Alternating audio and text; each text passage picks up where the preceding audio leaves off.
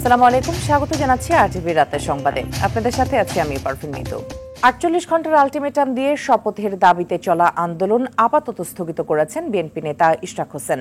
সরকারের পদক্ষেপের উপর ভিত্তি করে পরবর্তী সিদ্ধান্ত নেওয়া হবে বলে জানান তিনি।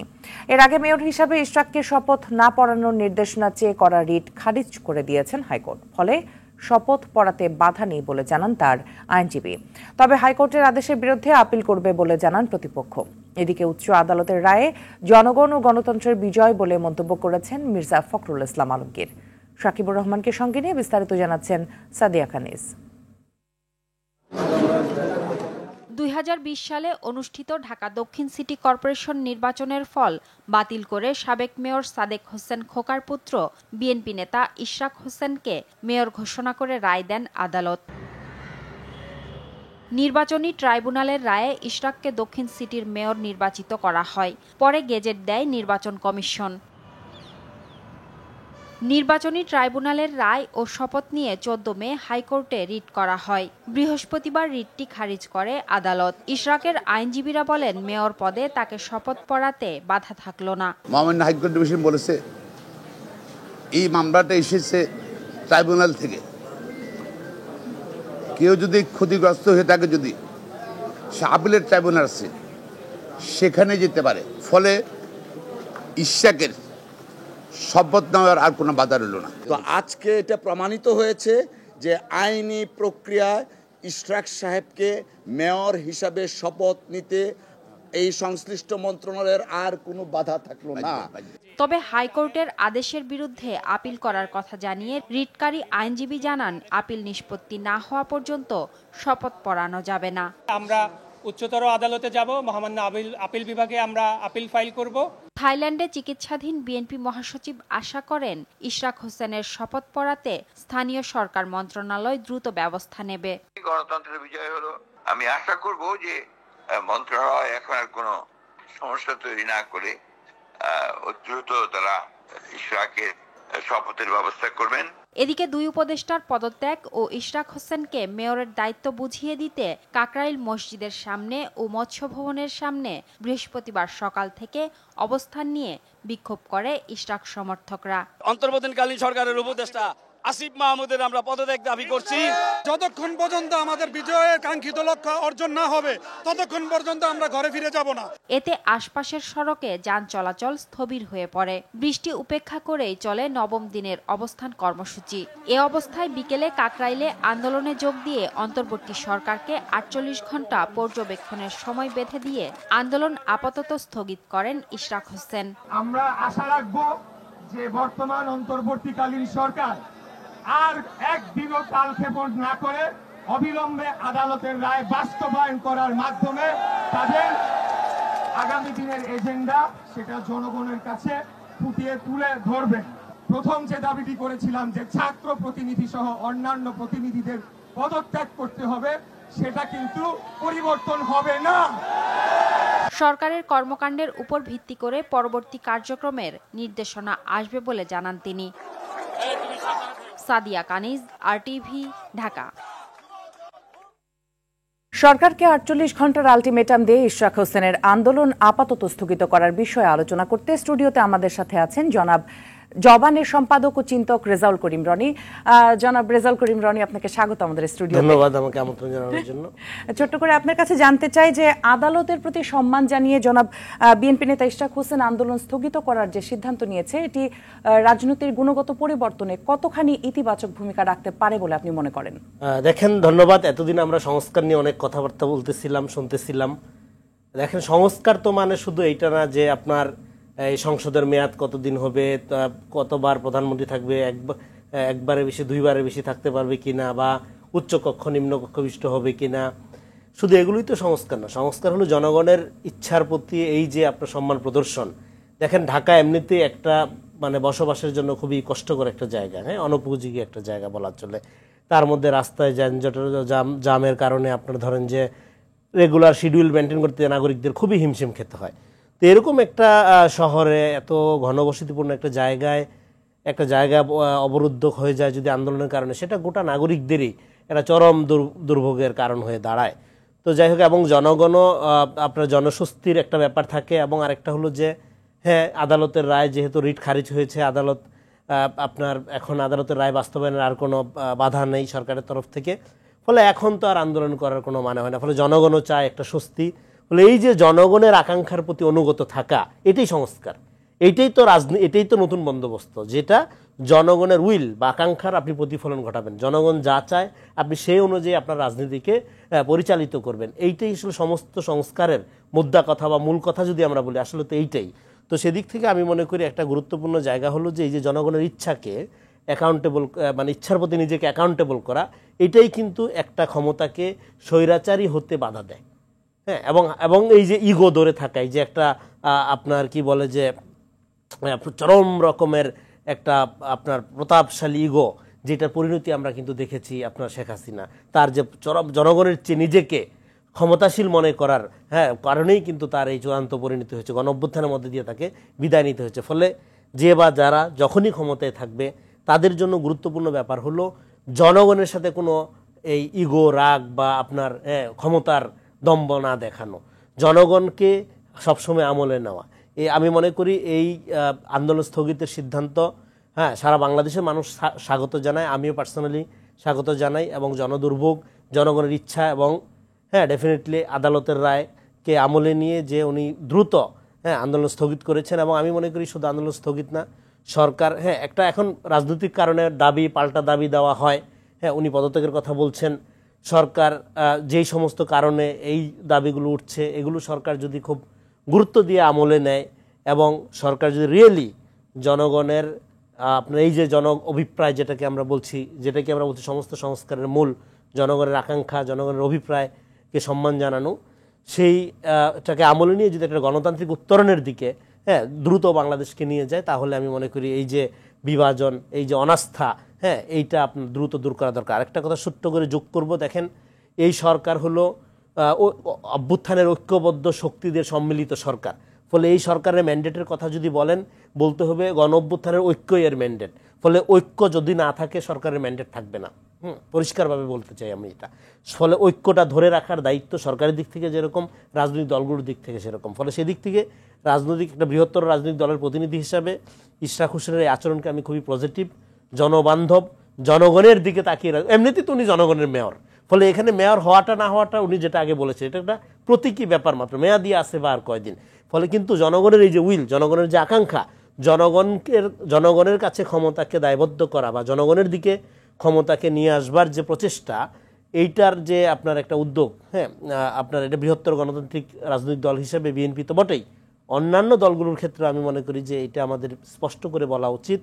দেখেন, আপনারা সংস্কার কর্মসূচি বলেন, আপনারা দেশের উন্নয়ন বলেন, যত যা কিছুই করার চেষ্টা করেন না কেন, জন আকাঙ্ক্ষাকে বোঝার চেষ্টা করেন। জন আকাঙ্ক্ষাই হলো আপনার সমস্ত সংস্কারের মূল কথা। যদি জনগণের আপনার দুর্ভোগের কারণ হয়, জনগণের অস্বস্তির কারণ হয়, জনগণের উইল আকাঙ্ক্ষার বিরুদ্ধে গিয়ে আপনি একটা মহান প্রকল্প ধরে নিলাম, আপনার কাছে মহান মনে হচ্ছে, কিন্তু জনগণ সেটা মনে করছে না, সেক্ষেত্রে সরে আসা দরকার। জনগণই ক্ষমতার উচ্চ কথাটা বলে না, এটা আসলেই সত্য।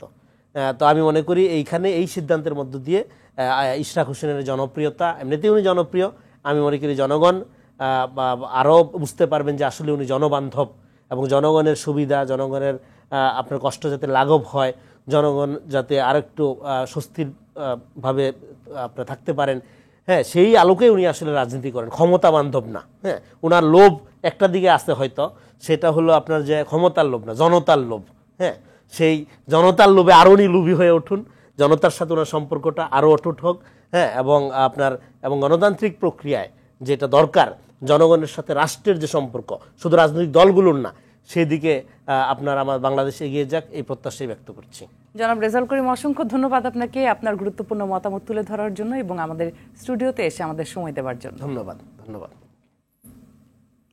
ডিসেম্বরের মধ্যে নির্বাচন আয়োজনে অবিলম্বে রোডম্যাপ ঘোষণা না করলে বিএনপির পক্ষ থেকে সরকারকে সহযোগিতা অব্যাহত রাখা কঠিন হয়ে পড়বে বলে জানিয়েছেন বিএনপির স্থায়ী কমিটির সদস্য খন্দকার মোশাররফ হোসেন। নির্বাচনের আয়োজন না করে কোনো মহলের রাজনৈতিক ফায়দা হাসিলের এজেন্ডা বাস্তবায়নই যেন সরকারের প্রধান কাজ বলেও মন্তব্য করেন তিনি। বিএনপি নেতারা বলছেন, ক্ষমতাসীনরা বিএনপির পায়ে পা লাগিয়ে বিবাদ সৃষ্টি করতে চাচ্ছে। রুদ্র রফিকের রিপোর্ট। গুলশানে বিএনপি চেয়ারপারসনের দলীয় কার্যালয়ে দলের স্থায়ী কমিটির পক্ষ থেকে জরুরি সংবাদ সম্মেলনের আয়োজন করা হয়। 2024-এর জুলাই আগস্টের রক্তাক্ত সংবাদ সম্মেলনের সমসাময়িক নানা বিষয়ে দলের পক্ষ থেকে বক্তব্য তুলে ধরেন বিএনপির স্থায়ী কমিটির সদস্য খন্দকার মোশাররফ হোসেন। বলেন, নতুন একটি রাজনৈতিক দলের সদস্যদের উপদেষ্টা পরিষদে উপস্থিতি সরকারের নির্দলীয় নিরপেক্ষতাকে প্রশ্নবিদ্ধ করছে। অন্তর্বর্তী সরকারকে সর্বোচ্চ নিরপেক্ষতায় অবস্থান বজায় রাখা দরকার, কিন্তু লক্ষ্য করা যাচ্ছে যে কোনো মহলের রাজনৈতিক ফায়দা হাসিলের এজেন্ডা বাস্তবায়ন করাই যেন সরকারের কর্ম পরিকল্পনার অংশ হয়ে দাঁড়িয়েছে। বরাবরের মতোই অবিলম্বে ডিসেম্বরের মধ্যে নির্বাচন অনুষ্ঠানের দাবি জানান তিনি। ডিসেম্বর 2025-এর মধ্যে একটি জাতীয় সংসদ গঠনের জন্য অবিলম্বে সুনির্দিষ্ট রোডম্যাপ ঘোষণার দাবি জানাচ্ছি। এর অন্যথা হলে জনগণের দল হিসাবে বিএনপির পক্ষে এই সরকারের প্রতি সহযোগিতা অব্যাহত রাখা কঠিন হয়ে দাঁড়াবে। নয়াপল্টনে দলীয় কার্যালয়ে সংবাদ সম্মেলনে দলের সিনিয়র যুগ্ম মহাসচিব রুহুল কবির রিজভী বলেন, সরকারের কেউ কেউ দেশকে অস্থির করার পরিকল্পনা করছে। অন্তর্বর্তীকালীন সরকারের কেউ কেউ সুকৌশলে তারেক রহমানের দেশে নিরাপদ প্রত্যাবর্তনকে অনিরাপদ করে তুলতে চায়। রাষ্ট্র নিয়ে পরীক্ষা নিরীক্ষা করার সুযোগ নেই। ডক্টর খলিলকে অবিলম্বে জাতীয় নিরাপত্তা উপদেষ্টার পদ থেকে সরিয়ে দিয়ে দেশে বিদেশে তার অবস্থান সম্পর্কে সম্পূর্ণ তথ্য দেশের জনগণের সামনে হাজির করতে হবে। দেশের বিরুদ্ধে চলার সকল ষড়যন্ত্র রুখে দিতে নেতাকর্মীদের সজাগ থাকার আহ্বান জানান বিএনপি নেতারা। রুদ্র রফিক, আরটিভি, ঢাকা। বিএনপির স্থায়ী কমিটির সদস্য গয়েশ্বরচন্দ্র রায় বলেছেন, পার্লামেন্ট ছাড়া সংস্কার সম্ভব নয়। বিকেলে খুলনা প্রেস ক্লাবে দলটির সদস্য নবায়ন ও নতুন সদস্য সংগ্রহ কর্মসূচির উদ্বোধনী অনুষ্ঠানে তিনি কথা বলেন। এ সময় দ্রুত নির্বাচন দিয়ে অন্তর্বর্তী সরকারকে বিদায় নেওয়ার আহ্বানও জানান গয়েশ্বর।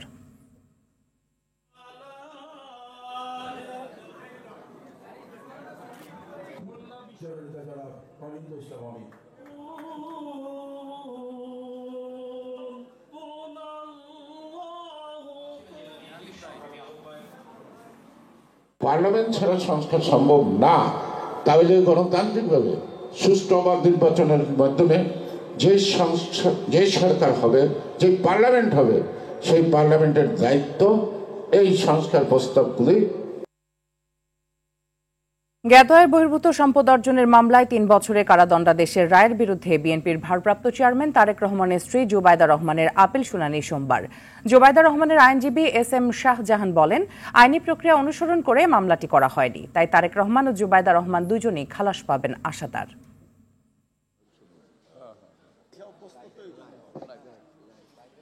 এই মামলার এজাহারে বা এই মামলার চার্জশিটে বা এই মামলার সাজায় কোথাও এ কথা বলা নাই যে উনি অসাধু উপায়ে কোনো সম্পত্তি অর্জন করেছেন। কাজেই আইনের দিক থেকেই আপনার এই মামলাটা রক্ষণীয় না এবং এই জাজমেন্টটা টিকতে পারে না। Up to this extent we have submitted today before the honourable court. Next session আছে মানডে at 2, ওই দিন আমরা বাকি আর্গুমেন্ট করব। ঢাকা বিশ্ববিদ্যালয়ের শিক্ষার্থী ও ছাত্রদল নেতা শাহরিয়ার আলম সাম্য হত্যার বিচারের দাবিতে টানা 9ম দিনের মতো রাজধানীর শাহবাগ অবরোধ করে বিক্ষোভ করেছে ছাত্রদল। পূর্ব ঘোষণা অনুযায়ী সকালে শাহবাগ ও পরিবাগ মোড় অবরোধ করে অবস্থান নেয় দলটির নেতাকর্মীরা। বিভিন্ন কলেজ ও বিশ্ববিদ্যালয় শাখার নেতাকর্মীরা এতে যোগ দেয়। সাম্য হত্যার বিচারের দাবিতে বিভিন্ন স্লোগান দেন তারা। আন্দোলনকারীরা জানান, একটি চক্র পরিকল্পিতভাবে সাম্য হত্যাকাণ্ড সহ কয়েকটি হত্যাকাণ্ড ঘটিয়েছে। ছাত্রদলের বিরুদ্ধে সব ষড়যন্ত্র রুখে দিতেই রাজপথে অবস্থান নিয়েছেন বলে জানান তারা। এই হত্যাকাণ্ডের সুষ্ঠু বিচার না হলে যমুনা ঘেরাওয়ের হুঁশিয়ারিও দেন আন্দোলনকারীরা।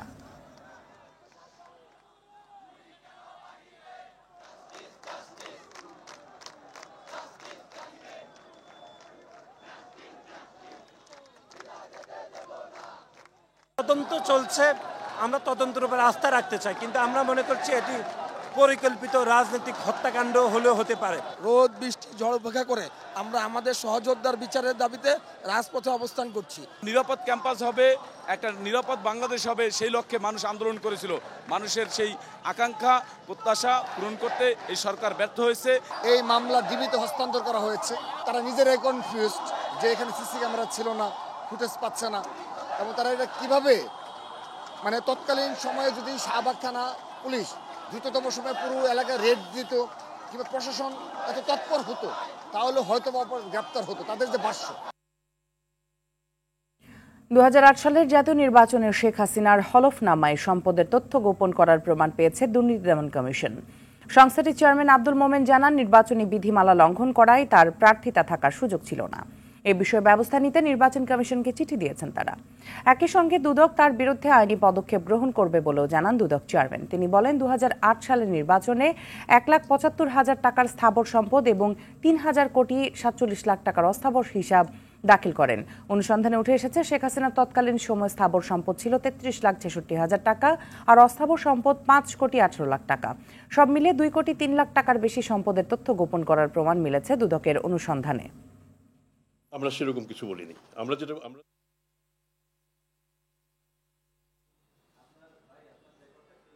হলফনামায় প্রদত্ত তথ্য এবং বাস্তবে প্রাপ্ত তথ্যের মধ্যে বিশাল ব্যবধান। দুর্নীতি দমন কমিশন যখন কাজ করে, নির্বাচনী বিধিমালায় যা করণীয় নির্বাচন কমিশন তা করবে। তবে সাধারণভাবে আমরা যেটা বুঝতে পারি যে এতে প্রার্থিতা পদ বহাল থাকার কোনো কারণ নেই। মানিকগঞ্জে 2 মামলায় সাবেক সংসদ সদস্য কণ্ঠশিল্পী মমতাজ বেগমের 6 দিনের রিমান্ড মঞ্জুর করেছেন আদালত। সকালে মানিকগঞ্জে চিফ জুডিশিয়াল আদালত 1-এর বিচারক মোহাম্মদ আব্দুল নূর সিংগাইর উপজেলার হত্যা মামলার 4 দিনের রিমান্ড মঞ্জুর করেন। এরপর চিফ জুডিশিয়াল আদালত 3-এর বিচারক আইভি আক্তার হরিরামপুর থানার মামলা মারধর ও ভাঙচুরের মামলায় 2 দিনের রিমান্ড মঞ্জুর করেন। এদিকে আদালত কার্যক্রম শেষে প্রিজন ভ্যানে নেয়ার সময় বিএনপি সমর্থিত নেতাকর্মীরা তাকে উদ্দেশ্য করে ডিম নিক্ষেপ করে। এর আগে গাজীপুরে কাশিমপুর হাই সিকিউরিটি কেন্দ্রীয় কারাগার থেকে তাকে আদালতে আনা হয়।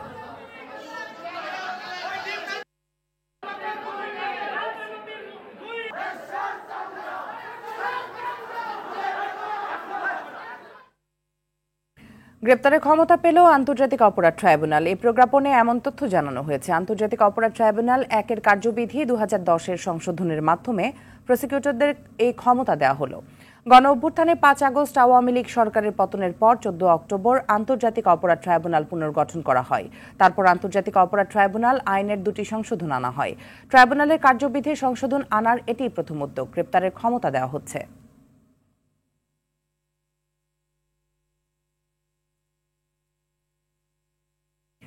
জুলাই গণঅভ্যুত্থানে শহীদ পরিবার এবং আহত ছাত্র জনতার কল্যাণ ও পুনর্বাসন অধ্যাদেশ 2025-এর খসড়া নীতিগত চূড়ান্ত অনুমোদন দিয়েছেন উপদেষ্টা পরিষদ। দুপুরে তেজগাঁয়ে প্রধান উপদেষ্টার কার্যালয়ে প্রধান উপদেষ্টা ডক্টর মোহাম্মদ ইউনূসের সভাপতিত্বে বৈঠকে এই অনুমোদন দেওয়া হয়। এ সময় সংস্কার কমিশনের দ্রুত বাস্তবায়নযোগ্য সুপারিশগুলোর বিষয়ে পদক্ষেপ নিতে নির্দেশনা দেওয়া হয়। বৈঠকে মৎস্য সুরক্ষা ও সংরক্ষণ অধ্যাদেশ, লেজিসলেটিভ ও সংসদ বিষয়ক বিভাগের ভেটিং সাপেক্ষের খসড়া চূড়ান্ত অনুমোদন সহ 5টি বিষয়ে সিদ্ধান্ত হয়। মন্ত্রিপরিষদ বিভাগ থেকে পাঠানো বিজ্ঞপ্তিতে এসব তথ্য জানানো হয়।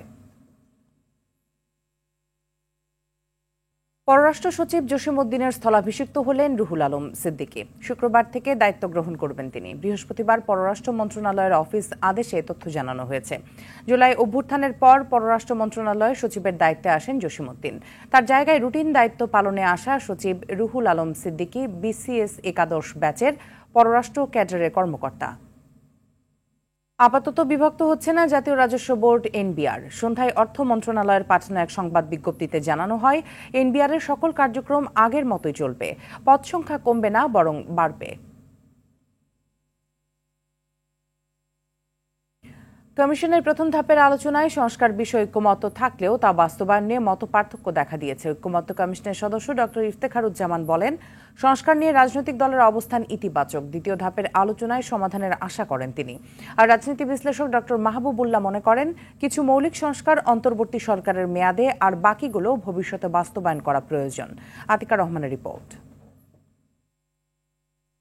রাষ্ট্র সংস্কার প্রশ্নে ঐকমত্য তৈরিতে রাজনৈতিক দলের সঙ্গে প্রথম পর্যায়ের আলোচনা শেষ হয়েছে। 33টি দলের সঙ্গে আলোচনা করেছে কমিশন।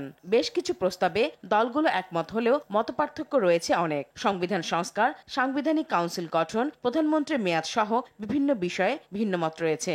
সংস্কার আগে নাকি পরে নির্বাচন, এ নিয়েও রয়েছে বিতর্ক। রাজনৈতিক বিশ্লেষকরা বলছেন, রাষ্ট্রের বৃহত্তর স্বার্থে সংস্কারের বিষয়ে রাজনৈতিক দলের একমত হওয়া জরুরি। তবে দীর্ঘমেয়াদী ও আইনি সংস্কার রাজনৈতিক সরকারের হাতে ছেড়ে দেওয়া উচিত। পরপর দুবারের পরে আর না। আরেকটা হচ্ছে পরপর দুবার হয়ে কিছুদিন বিরতির পর আর 5 বছর বিরতির পর হয়তো আবার আরেকজন প্রধানমন্ত্রী হতে পারে একই ব্যক্তি। যে আমি এটাকে খুব বিরাট পার্থক্য মনে করি না। নির্বাচনের পর যে সরকার গঠিত হবে, যে সংসদ গঠিত হবে, তারা এই সংস্কারগুলোর আইনি কাভারেজ দেওয়ার চেষ্টা করবে বা করবে, এটাই কাম্য। হ্যাঁ, কিছু কিছু আছে যেটা এই সরকারও করতে পারে। রাজনৈতিক অঙ্গীকার না থাকলে আপনি কোনো সংস্কার ধরে রাখতে পারবেন না। ঐকমত্য কমিশনের সদস্য ডক্টর ইফতেখারুজ্জামান মনে করেন, সংস্কারের প্রশ্নে অনুষ্ঠিত রাজনৈতিক দলগুলোর আলোচনা গণঅভ্যুত্থানের সাফল্য। মূল 3টা বার্তার মধ্যে একটা বিচার, সংস্কার, নির্বাচন। সংস্কার সম্পর্কে ইতিবাচক দৃষ্টিভঙ্গি আছে সবারই, কিছু আছে যেগুলোর ক্ষেত্রে দ্বিমত আছে বা আংশিক একমত আছে। এগুলো নিয়ে আমাদের পরবর্তী পর্যায়ে কাজ করতে হবে। কমন মিনিমাম গ্রাউন্ড বলি, সেই জায়গায় পৌঁছানো যাবে এবং তার উপর ভিত্তি করে যদি একটা জাতীয় সনদের মতো হয়, তাহলে সেইটাই হবে যে ভবিষ্যতের জন্য মানুষের সুযোগ হবে তাদেরকে জবাব দিতে, রাজনৈতিক নেতৃবৃন্দকে জবাব দিতে আর আওতায় আনা। সংস্কার বাস্তবায়নের পদ্ধতি নিয়ে মতভেদ থাকলেও অনিয়ম দুর্নীতি কমাতে দলগুলো ঐক্যমত হয়েছে বলে মনে করেন তিনি। আমার কাছে আশা জাগানীয় বিষয় হলো যে দুদক সংস্কার প্রস্তাবনাগুলোর মধ্যে সম্পর্কে প্রায় সবগুলি দলের প্রায় শতভাগের কাছাকাছি একমত। কিছু কিছু হেরফের আছে ডিটেলসের ক্ষেত্রে, মৌলিক জায়গাগুলোতে একমত। দ্বিতীয় ধাপের আলোচনায় ঝুলে থাকা বিষয়ে রাজনৈতিক দলগুলো একমত হবে এবং সংস্কার প্রক্রিয়া দ্রুত শুরু করা যাবে বলে আশা প্রকাশ করেন তিনি। আতিকা রহমান, RTV, ঢাকা। চাঁদপুরের কচুয়ায় বিভিন্ন স্কুলে শিক্ষা উপকরণ বিতরণ করা হয়েছে। দিনব্যাপী শিক্ষার্থীদের মাঝে খাতা কলম, শিক্ষকদের জন্য ডায়েরি ও কলম বিতরণ করেন অস্ট্রেলিয়া বিএনপির সাবেক সাংগঠনিক সম্পাদক প্রকৌশলী হাবিবুর রহমান। এ সময় বিভিন্ন শিক্ষা প্রতিষ্ঠানে বৃক্ষরোপণ কর্মসূচিরও উদ্বোধন করা হয়। নন্দনপুর উচ্চ বিদ্যালয়ে 600 শিক্ষার্থীর জন্য খাতা কলম ও 28 জন শিক্ষকের জন্য নোটপ্যাড ও কলম উপহার দেন হাবিবুর রহমান। প্রতিটি স্কুলে দৃষ্টিনন্দন বিদেশি ফুল গাছ রোপণ করা হয়। বিএনপির ভারপ্রাপ্ত চেয়ারম্যান তারেক রহমানের নির্দেশে এমন উদ্যোগ গ্রহণের কথা জানান হাবিবুর রহমান। আম দিয়ে তৈরি বিভিন্ন খাদ্য সামগ্রী তৈরির লক্ষ্যে আম সংগ্রহ ও পাল্পিং কার্যক্রম শুরু করেছে দেশের সর্ববৃহৎ কৃষি পণ্য প্রক্রিয়াজাতকারী প্রতিষ্ঠান প্রাণ। রাজশাহীর এই কার্যক্রমের উদ্বোধন করেন প্রাণ গ্রুপের ব্যবস্থাপনা পরিচালক ইলিয়াস মৃধা। এ সময় তিনি বলেন, ক্রেতারা যেন উৎকৃষ্ট মানে ফ্রুট ড্রিঙ্কস এবং জুস খেতে পারে, সেজন্য পণ্যের কাঁচামালকে সবচেয়ে বেশি গুরুত্ব দেওয়া হচ্ছে। কৃষকদের কাছ থেকে আম সংগ্রহের পর কারখানায় স্বয়ংক্রিয় মেশিনে উন্নত প্রযুক্তিতে তৈরি করা হয় প্রাণের ম্যাঙ্গো ফ্রুট ড্রিঙ্কস ও জুস, যা দেশের পাশাপাশি বিশ্বের 145টি দেশে রপ্তানি হচ্ছে। চলতি বছর 60,000 মেট্রিক টন আম সংগ্রহের লক্ষ্যমাত্রা নিয়ে কাজ করছে প্রতিষ্ঠানটি। যুক্তরাষ্ট্রের রাজধানী ওয়াশিংটন ডিসিতে ইসরায়েলি দূতাবাসের 2 কর্মীকে গুলি করে হত্যা করা হয়েছে। নিহতদের একজন নারী ও অন্যজন পুরুষ। ঘটনাটি ঘটেছে শহরের কেন্দ্রস্থলে অবস্থিত ক্যাপিটাল জিউনিশ মিউজিয়ামের কাছে। সেখানে তারা একটি ইহুদি অনুষ্ঠানে অংশ নিয়েছিলেন। এক প্রতিবেদনে তথ্য জানায় বিবিসি। পুলিশ হামলার ঘটনায় ইলিয়াস রদ্রিগেজ নামের একজনকে সন্দেহভাজন হিসেবে চিহ্নিত করেছে। তিনি শিকাগো থেকে এসেছেন এবং বর্তমানে পুলিশি হেফাজতে রয়েছেন। ইউক্রেনের প্রেসিডেন্ট জেলেনস্কির পর এবার হোয়াইট হাউসে ডোনাল্ড ট্রাম্পের কাছে নাজেহাল হলেন দক্ষিণ আফ্রিকার প্রেসিডেন্ট সিরিল রামাফোসা। বুধবার ওভাল অফিসে আয়োজিত বৈঠকে গণমাধ্যমের সামনে আমন্ত্রিত অতিথি রামাফোসাকে তার দেশে শ্বেতাঙ্গ হত্যা ও ভূমি দখলের অভিযোগে নাস্তানাবুদ করেন ট্রাম্প।